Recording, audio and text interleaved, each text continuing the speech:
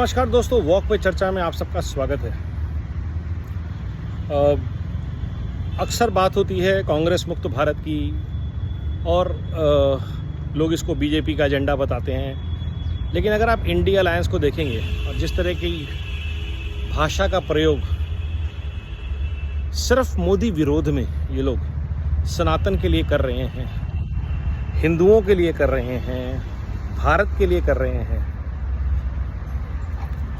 इससे एक मानसिकता निकल के आती है जो सिख है, गंदी है, दूषित है, टॉक्सिक है, जहरीली है। और वो मानसिकता है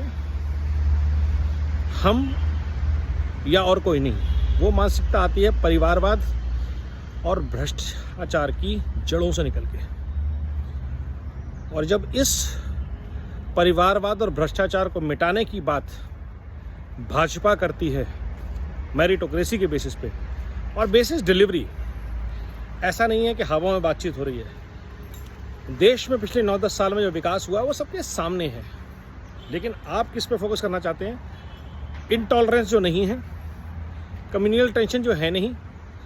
अगर एक विशेष समुदाय के लोग ही रेप, मॉलेस्टेशन, चेन स्नैचिंग और किसी भी तरह के क्राइम में हमेशा पाए जाएंगे तो उसमें धर्म को लाना ठीक नहीं है। मैं बहुत अच्छा एग्जांपल देना चाहूँगा आपको अमरोहा का। मेरे एक मुस्लिम मित्र हैं, बिजनेस एसोसिएट हैं, अमरोहा से हैं। वो योगी जी का बहुत धन्यवाद करते हैं। क्यों? क्योंकि जब ये गुंडे जो बाइकों पर निकलते हैं टोपियाँ पहन के, सलवार कमीज पहन के, ऐसा नहीं है कि सिर्फ हिंदुओं की लड़कियाँ छेड़ते थे, ये किसी भी लड़की को छेड़ते थे, किसी की भी माँ बहन को छेड़ते थे, किसी की भी बहू बेटी को छेड़ते थे। हिंदुओं की ज़्यादा छेड़ते थे, मुसलमानों की कम छेड़ते, लेकिन छेड़ते थे। जब योगी जी ने ऐसे लड़कों को ठोका तो दिल्ली में बैठे लोगों को तो धर्म याद आ गया, लेकिन अमरोहा की जनता, जिसमें हिंदू, मुस्लिम और मुस्लिम ज़्यादा हैं, उन्होंने योगी जी का धन्यवाद किया कि आपने हमारे परिवारों को इन शोधों से बचाया है, इन छिछोरे लड़कों से। और यही प्रॉब्लम है दिल्ली में बैठे हुए इंग्लिश स्पीकिंग चैनल्स की, इंटेलेक्चुअल, लेफ्टिस्ट इंटेलेक्चुअल्स की, कि वो हर चीज़ को धर्म, जाति के रंग से देखते हैं और समाज के ऊपर उनकी पकड़ ना के बराबर है। जिन लोगों की ज़िंदगियां बंगलों में कटी हैं, जिन्होंने कभी सड़कें नापी नहीं, जिसमें 55 साल के युवा हैं जो 60 साल के जवान की फिल्म के ऊपर तालियां बजाते हैं, ऐसे लोगों की मानसिकता को आप जितने ज़्यादा समझें उतना अच्छा है, क्योंकि जितना आप उनको समझेंगे उतना आपको इस परिवारवाद और भ्रष्ट सोच से नफरत होगी। और ये ज़रूरी है। ज़रूरी इसलिए है कि भारत का विकास 40-50 साल, 60 साल तक सिर्फ इसलिए रुका रहा क्योंकि इस भ्रष्ट परिवारवाद ने भारत को जकड़ा हुआ था। महाराष्ट्र में शरद पवार ने जकड़ा हुआ था, पंजाब में अकालियों ने जकड़ा हुआ था, कांग्रेस ने जकड़ा हुआ था, यूपी में अखिलेश ने जकड़ा हुआ था, कांग्रेस ने जकड़ा हुआ था, और हर कश्मीर अब्दुल्ला मुफ्ती, इन्होंने जकड़ा हुआ था। हर प्रदेश में, बिहार का तो जितना कम कहा जाए उतना अच्छा, या परिवारवाद या लेफ्टिस्ट विचारधारा। साउथ में करुणानिधि का परिवार। तो अगर आप हर स्टेट में देखेंगे तो ये भ्रष्ट परिवारवाद है, इसने भारत को बर्बाद किया। भाजपा एकमात्र ऐसा विकल्प है जिसने भारत की, राष्ट्र की, एक भारत श्रेष्ठ भारत की बात करी, इतना मजबूर कर दिया कि युवा को सड़कों पे आना पड़ा, युवा नेता को, भारत जोड़ो यात्रा के लिए। वो भारत जो 370 हटने के बाद जुड़ गया, वो भारत जिसमें किसी भी स्कीम में, किसी भी चीज़ में किसी तरह का भेदभाव नहीं है। जो चीज़ है वो सबके लिए है, गरीब के लिए पहले है। आपको अगर देना है तो इनकम टैक्स वालों को बेनिफिट बताइए, क्या देते हैं आप? जो इनकम टैक्स पे करते हैं उनको प्रिविलेज क्यों नहीं मिलनी चाहिए? अगर इनकम टैक्स के पैसे से, टैक्सेस से जो लोग समाज पे बोझ हैं, जिनके 10-10 20-20 परिवार में बच्चे हैं, उनको अगर आप राशन, अस्पताल, शिक्षा सब मुफ्त दे रहे हैं, तो जिन्होंने वो टैक्स पे किया उनको क्या दे रहे हैं? इस पे विचार करते हैं। कांग्रेस ने हर स्टेट में जाके इसको 10,000, उसको 20,000, इसको 50,000 देने शुरू कर दिए हैं। क्यों? क्योंकि मोदी जी ने डीबीटी इंफ्रास्ट्रक्चर को सॉलिड किया, लेकिन साथ में ही उन्होंने आत्मनिर्भर भारत, स्वावलंबी भारत और कल ही उन्होंने विश्वकर्मा समाज के लिए स्कीम्स लॉन्च करी। लेकिन आपने क्या किया?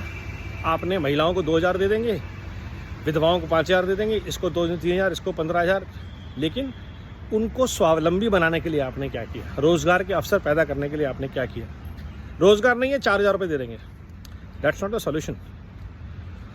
भारत में रोज़गार इंडस्ट्रीज़ देती हैं, एमएसएमई देता है, उनको लोन्स चाहिए, उनको फैसिलिटीज़ चाहिए, उनको इंफ्रास्ट्रक्चर चाहिए अपने सामान को एक जगह से दूसरी जगह तक पहुँचाने के लिए। और इस तरफ विकास हुआ है पिछले 9 साल में, बैंकिंग फाइनेंशियल इंफ्रास्ट्रक्चर सॉलिड हुआ है। लेकिन आप इंडिया अलायंस वाले पैसा खाते हैं इंडस्ट्रीज से और गुर्राते हैं इंडस्ट्रीज़ पे। अडानी क्या, अंबानी क्या, टाटा क्या, मोदी जी के राज में बने।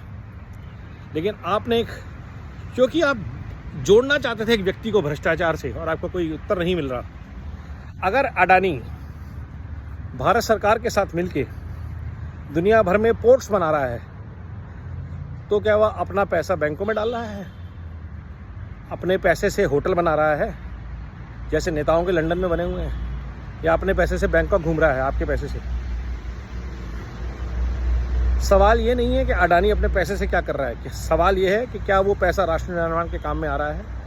भारत की सामरिक सुरक्षा में क्या वो कोई भूमिका निभा रहा है?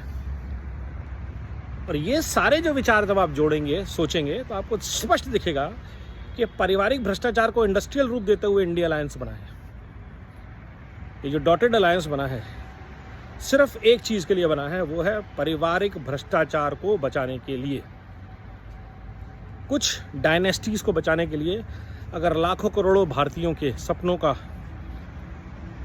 भारतीयता का, सनातन का खून होता है, तो ये कांग्रेस वही है जिसने 47 में अपनी बचाने के लिए, परिवार को बचाने के लिए भारत का विभाजन करवाया। 71 की वॉर में जीतने के बावजूद गिलगिट बाल्टिस्तान वापस नहीं लिया, जबकि पास 93,000 थे। प्रिजनर्स ऑफ वॉर आज भी इंडिया के पाकिस्तान में है। भारत में इमरजेंसी लगाई, सिख दंगे कराए, वो डीएनए चेंज नहीं कर सकते आप। और उस परिवार से जो भी पार्टी जुड़ेगी, अखिलेश यादव इसका उदाहरण है, वो बर्बाद हो जाएगी। और इसका एग्जाम्पल आपको मिलेगा 2024 में, जब जितने लोग कांग्रेस रूपी इंडिया अलायंस के साथ खड़े हुए हैं, जितनी पार्टियां, इन सब का इतना ज़बरदस्त विघटन होगा जब भारत प्रचंड बहुमत से मोदी सरकार को वापस लाएगा 400 की सीटों से ज़्यादा। और इस बार तमिलनाडु, साउथ आपको सरप्राइज करेगा। इस वीडियो को ध्यान से देख लीजिए, नोट कर लीजिए, सेव कर लीजिए, क्योंकि भारत इस बार जवाब देगा काम के ऊपर, आउटकम्स के ऊपर, एडमिनिस्ट्रेशन के ऊपर, रिफॉर्म्स के ऊपर, जिन्होंने काम किया, जिस सरकार ने काम किया, जिन सरकारों ने काम किया। विचार कीजिए, बिगुल बजाइए भ्रष्टाचारी परिवारवादी अलायंस के खिलाफ। वंदे भारत, वंदे मातरम।